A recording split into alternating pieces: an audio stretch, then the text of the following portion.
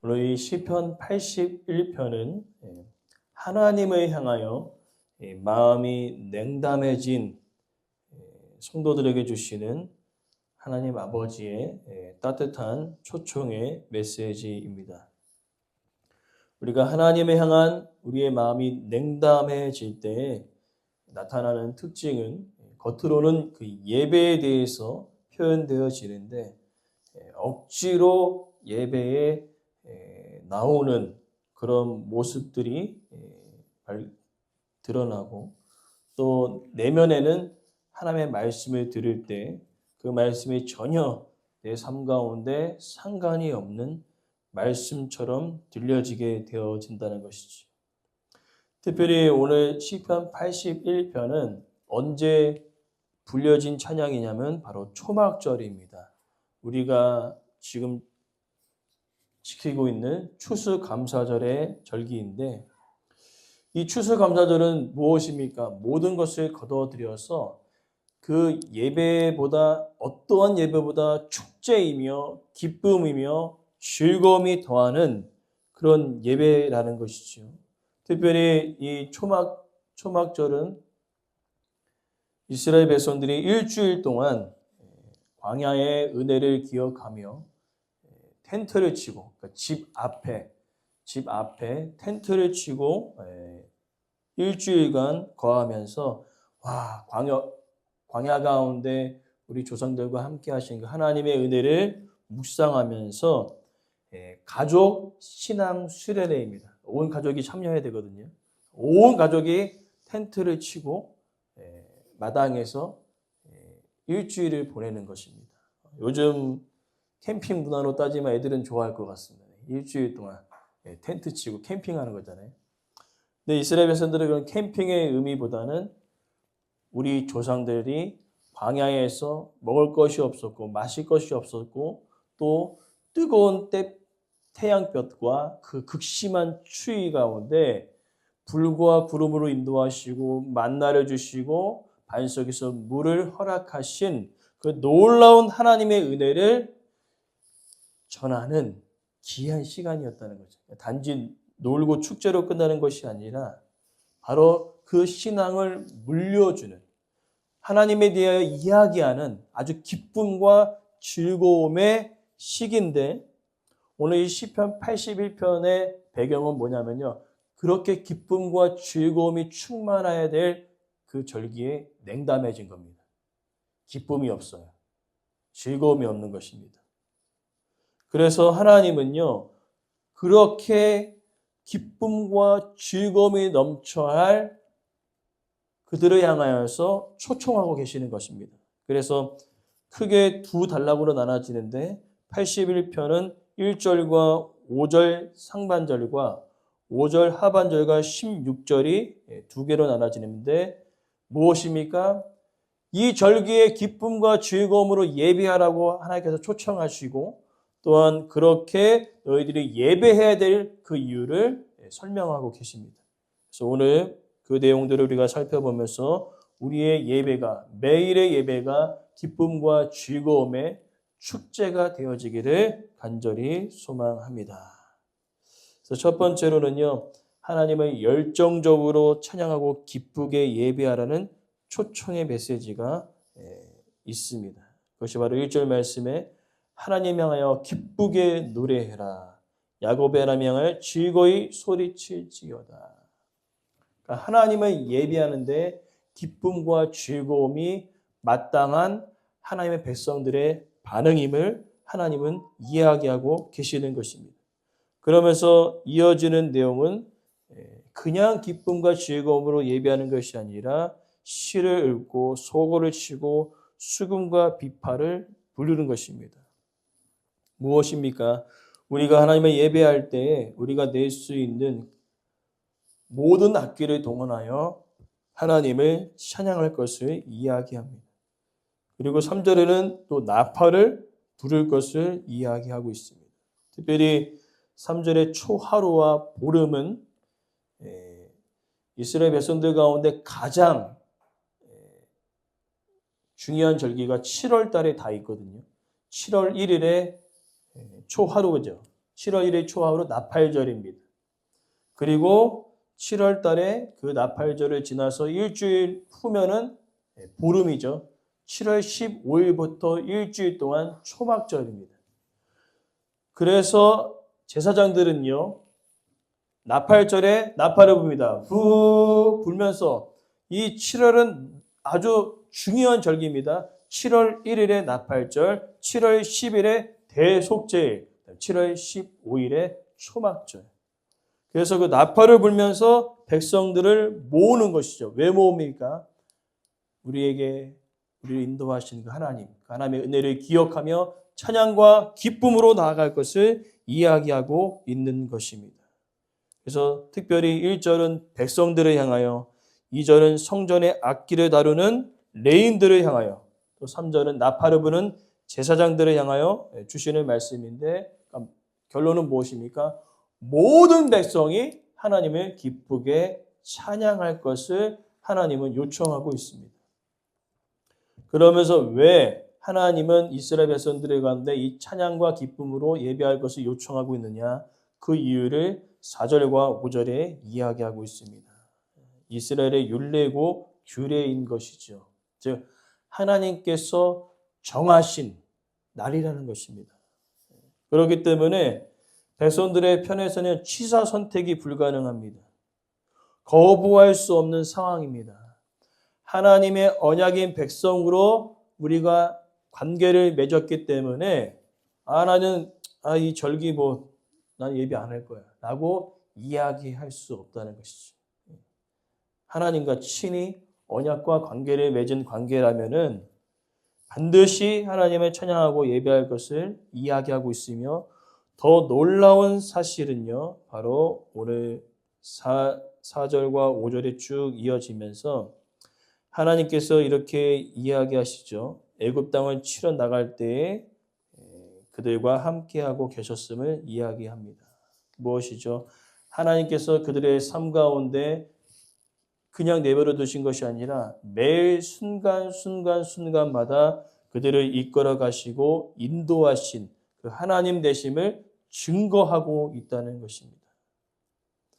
그래서 특별히 이스라엘 백성들 가운데 남자들은 3번은 항상 성전에 모여야 합니다.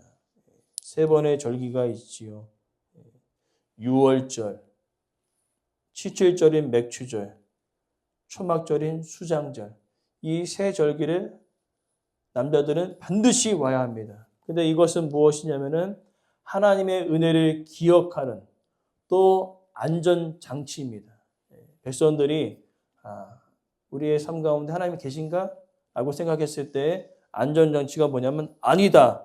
우리의 삶 가운데 늘 함께하고 계시다는 것을 알려주는 것이 바로 절기였다는 것이지.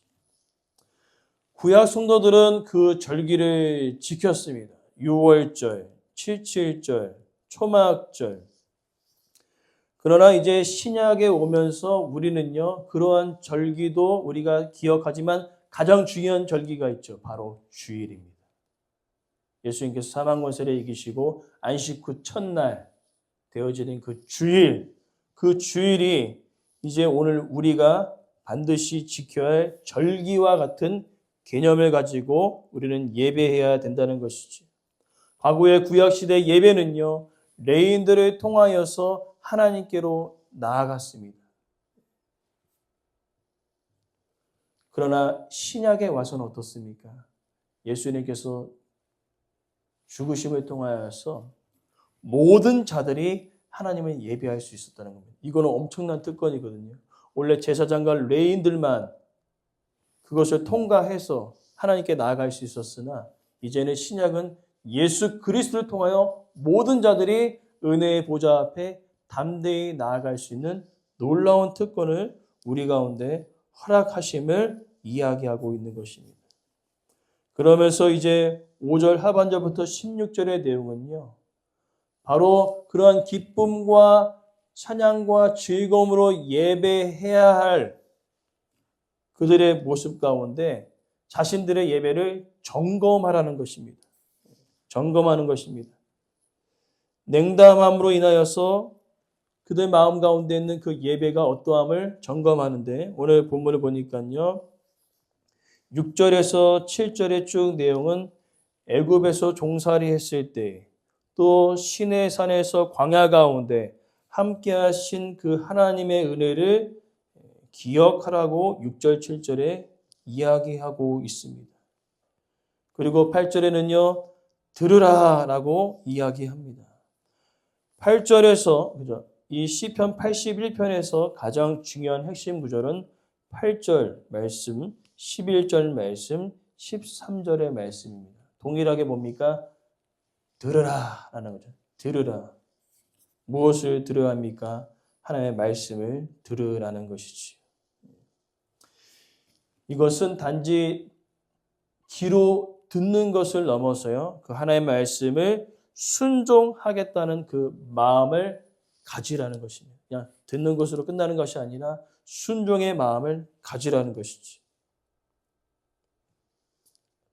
그러나 그들의 예배는요. 실패하고 말았다는 것이죠. 실패했습니다. 그래서 실패한 그 이유를 두 가지로 표현하고 있는데 9절과 10절에는 우상 숭배였습니다. 너희 중에 다른 신을 두지 말며 이방 신에게 절하지 말지어다 라고 고백하는데 이미 그렇게 하고 있음을 이야기하고 있는 것입니다. 하나님을 예배해야 되는데 하나님도 예배하고 눈에 보이는 우상도 예배함을 통하여서 그 찬양의 대상이고 예배의 대상이신 그 하나님만 예배하는 것으로 끝나는 것이 아니라 또 다른 대상을 만들어 버렸다는 것이죠. 근데 하나님께서 그들의 마음을 딱 살펴본 건가? 결론은 뭡니까? 그들의 마음이 나에게로 향하고 있지 않았다는 것이죠. 왜 그렇습니까? 우리는요, 눈에 보이는 것에 더 집중하여 살아가는 연약한 존재이기 때문에 눈에 보이는 그 우상을 섬겼던 이스라엘 백성들, 그러면서 또 겉으로는 하나님을 예배한다고 이야기하고 있지만 하나님의 마음은 뭡니까? 이미 너의 마음은 나를 떠났어 라고 이야기하고 있는 것입니다. 그러니까 하나님을 떠난 상태에서 예배를 오니까 예배가 어떨까요? 엄청 지루한 겁니다. 예배가 지루하고 예배가 감격이 없는 것이죠. 그리고 더 나아가 11절부터 12절의 내용은 내 백성이 11절에 소리를 듣지 않는다는 겁니다. 나를 원하지 아니한다고 이야기하고 있습니다.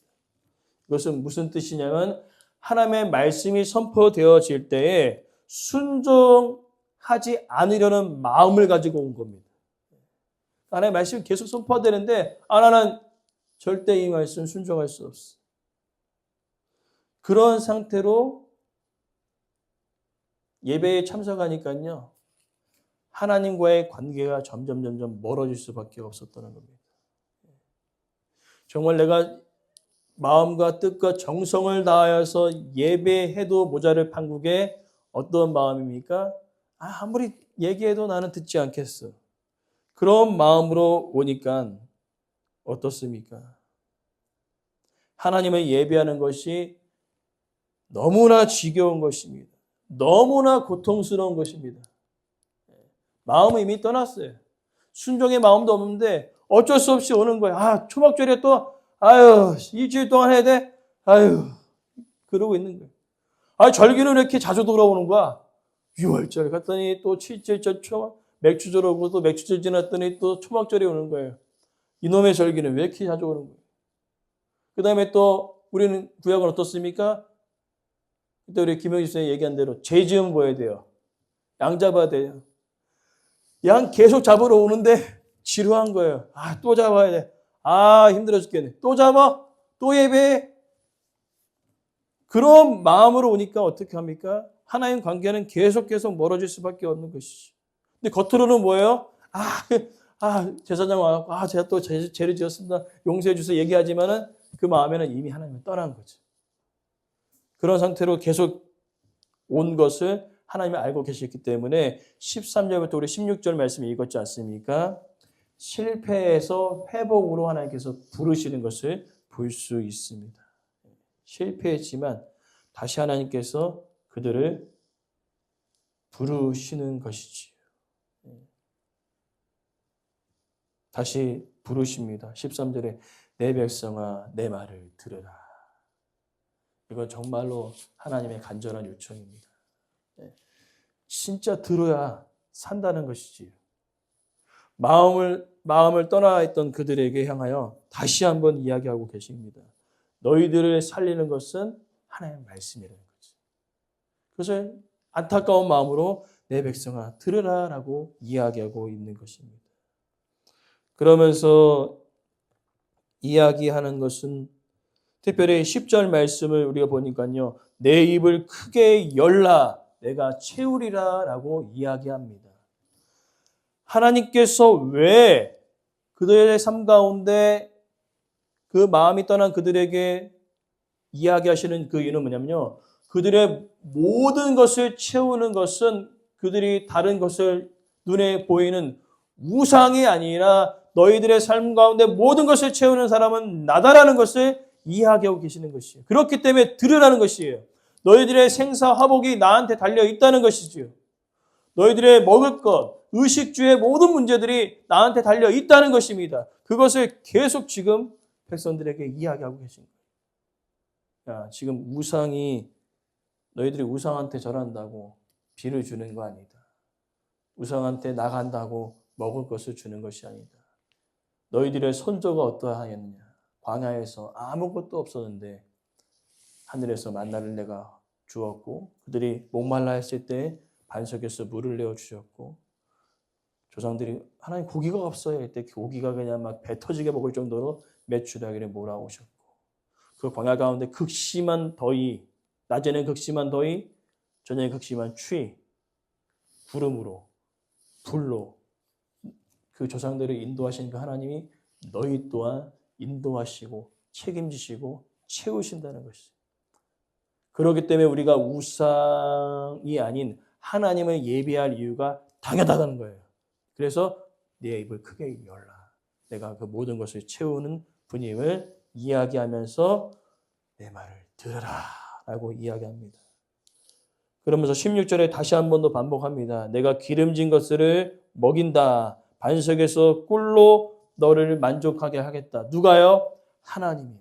우상이 아닙니다. 하나님입니다. 그러면서 하나님께서 이야기하십니다. 15절 하반절에 그들의 시대는 영원히 계속되리라. 하나님의 공급하심은요. 이때만이 아니라 우리 평생에 주님 다시 오실 그때까지 평생에 우리의 삶을 풍족하게 하시고 채우시는 공급자 되신 하나님 되심을 우리는 기억해야 될 줄 믿습니다. 그러면서 시편 81편의 말씀은 이제 이 시편 말씀 묵상하는 우리들에게 질문합니다. 너희들의 예배를 점검하라는 거죠. 정말 예배에 감격이 있고 또 예배 가운데 기쁨과 즐거움으로 나오는지. 어제 김정원 집사님이 전화가 오셨어요. 우리 주일에 참석했던 세 분. 성도분들이 너무 좋다는 거죠. 말씀도 좋고 예배 분위기도 좋고 그래서 계속 나오기로 말씀을 하셨다고. 그래서 하나님의 은혜인 줄 믿습니다. 그러니까 기도는요 헛된 것이 없어요. 사방을 통하여서 하나님이 역사하십니다. 그래서 너무나 은혜가 되어서 자기가 알고 있는 분들이 한 4-5분 계시는데 그분도 데려와야 될 것 같다고. 하나님이 일하시는 거거든요. 그래서 오늘 우리가 해야 할 것은 먼저 우리가 있는 저와 여러분의 그 예배가 정말로 평안하고 기쁜 그런 모습들이 자신들에게 은혜가 되었다고 이야기합니다. 오늘 우리가 회복되어야 할 것이 이것입니다. 우리 예배가 억지로 끌려 나오는 예배가 아니라 우리의 마음이 하나님을 떠난 예배가 아니라 하나님께 집중하는 예배, 매일의 예배가 기쁨과 즐거움으로 드리는 예배. 그 이유는 하나님께서 영원토록 우리의 삶 가운데 채우시고 공급하시고 인도하시는 분이 우상이 아니라 하나님 되시기 때문임을 우리는 믿어야 할 줄 믿습니다. 그래서 결론은 무엇입니까? 우리의 예배가 오늘 1절부터 3절의 예배가 되는 거죠. 기쁨과 즐거움으로 우리의 모든 것을 동원하여 하나님을 예배하는 그런 예배가 우리의 매일의 예배가 되어지기를 간절히 소망합니다.